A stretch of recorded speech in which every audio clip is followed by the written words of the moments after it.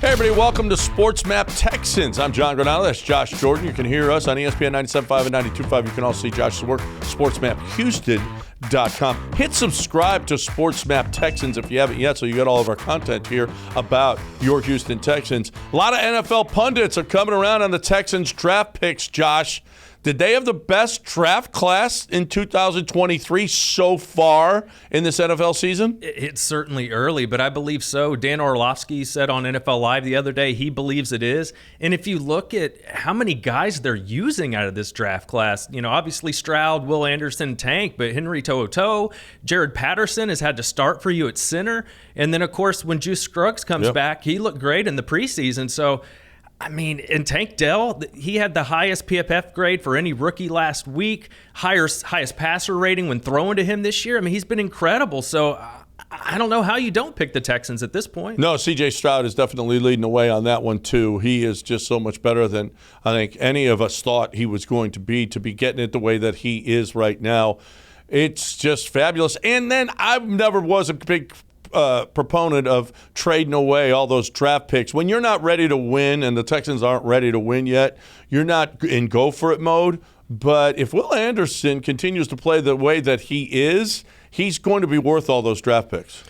I certainly hope so. It's going to be hard to know, right? Because you don't know who the Texans would have taken with their second first-round pick. You don't know who they would have taken in the second round next year. But so as long as Will Anderson turns out to be a great player, then I think you can be happy about it. But that's just something that's hard to know.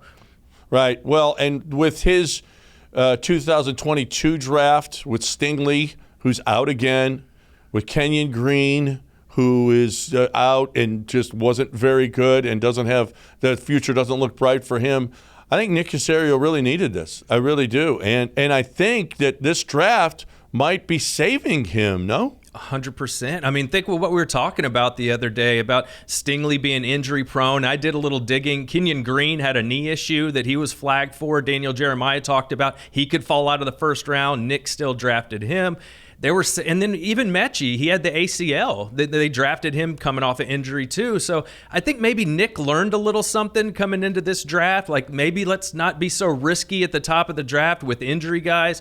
So I think this definitely saved us bacon. And let's be real, if you get the right quarterback, that hides a lot of things. Yeah. So going after Stroud, whether it was his decision to pick him or not, doesn't matter. It's going to go on Nick's resume. It looks great right now. Let's hope CJ keeps doing what he's doing. Yeah, I was having an argument on Twitter with a listener who said he was going to take CJ Stroud even if they had the number one overall pick. I don't believe that. I think Bryce Young was the consensus number one, and from what we heard from the Texans organization, that was going to be the pick.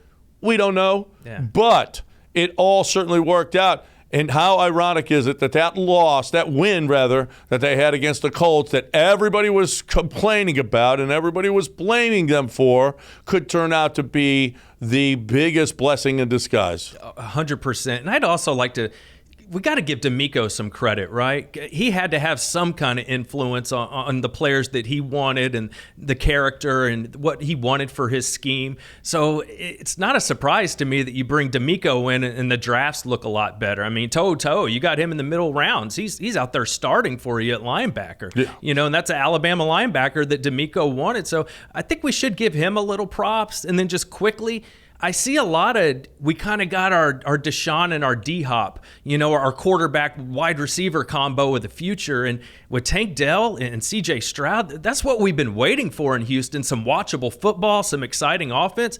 I couldn't be more pleased through 3 weeks. What about you? No, absolutely.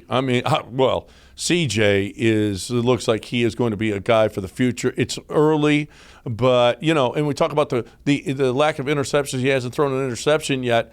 It doesn't matter. Peyton Manning threw 28 his rookie year, and they went 13-3 his second year. But I would rather have a guy who doesn't throw interceptions, and that looks like CJ is that guy. Even with pressure on him, he's still making good decisions. Now, CJ Stroud is definitely changing the opinion of this organization as a whole. And, you got to give big ups, and I think, to both guys. And, oh, by the way, to Cal, because allegedly the owner said, get that quarterback, and that's what they did. It might have been just Will Anderson if they'd have stuck to them, if Cal didn't step in. So you got to give Cal. I love to give Cal credit. because he's an amazing, amazing man. So I really, really want to make sure that we give Cal the credit that he so richly deserves. I heard that about you. Yeah. I mean, final thing, imagine when this O-line gets healthy, what we could be seeing. That's pretty exciting.